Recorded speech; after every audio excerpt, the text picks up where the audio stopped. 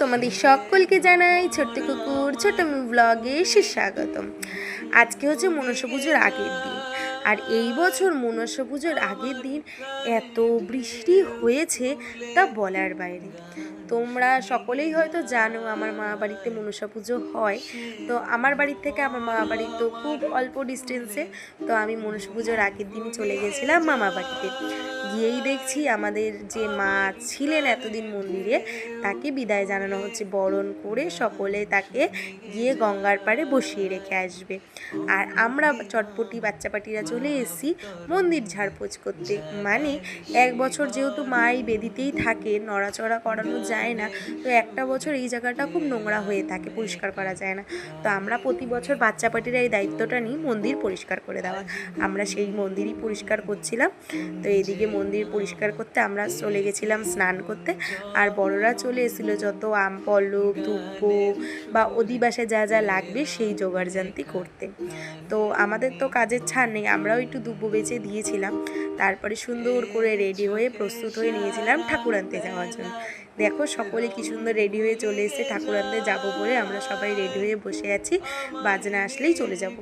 ওই যে বললাম এবছর এত বৃষ্টি হয়েছে, আমরা ছাতা নিয়েই বাজনার তালে নাচতে নাচতে চলে গেছিলাম ঠাকুর আনতে। তবে ঠাকুর আনতে গিয়ে দেখছি এক জায়গায় দিচ্ছে গরম গরম খিচুড়ি। বৃষ্টির মধ্যে খিচুড়ি দিচ্ছে, লোভ কি ছাড়া যায়? খিচুড়ি নিয়ে ঠাকুর নিতে এখানে চলে এলাম। তো বললাম বৃষ্টি হচ্ছে, তো মাকে ভালো করে ভ্যানে তুলে সুন্দর করে প্লাস্টিক দিয়ে বেঁধে নিয়ে যেন মায়ের গায়ে একটুও জল না লাগে, আমরা ভিজি ভিজি মা যাতে না ভেজে, সেইভাবেই মাকে আমরা বাড়িতে নিয়ে এসেছি। সুন্দরভাবে বাড়িতে নিয়ে এসে আমরা তো নাচানাচি চালু করে দিয়েছি, আর বড়রা এদিকে মাকে বরণ করার প্রস্তুতি নিচ্ছে। তো মাকে সুন্দর করে বরণ করে খুব সাবধানের সহিত মাকে ঘরে তুলে নিল।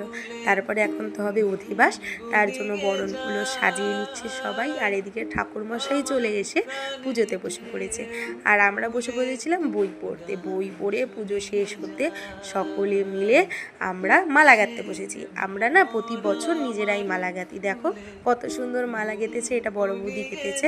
সবাই মিলে আমরা সারা রাত জেগে বসে বসে মালা গাঁথি। এটাই আমাদের মজা, এটাই আমাদের আনন্দ।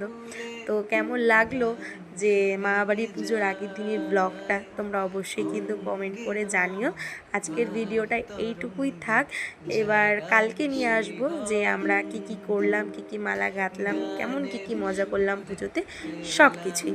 আজকের ভিডিও এইটুকুই, টাটা বাই।